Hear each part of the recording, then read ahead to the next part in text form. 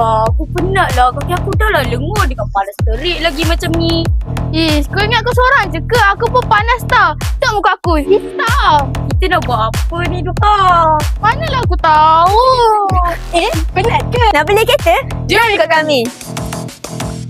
Inilah model kereta buatan Malaysia yang terbaik. Tau, ni kereta apa? Inilah kereta Perdua Arus.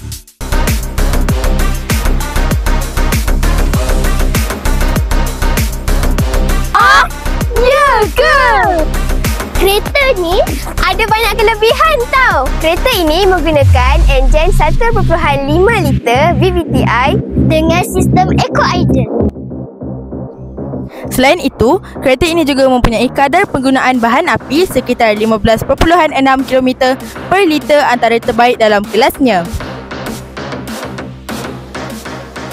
Kereta ini berkapasiti 7 tempat duduk. Kereta ini mempunyai kabin yang luas dan selesa.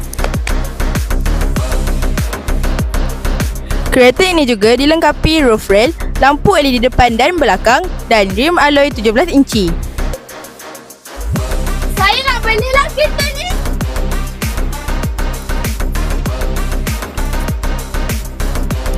Belilah Perdua Arus. Dijamin tidak panas lagi.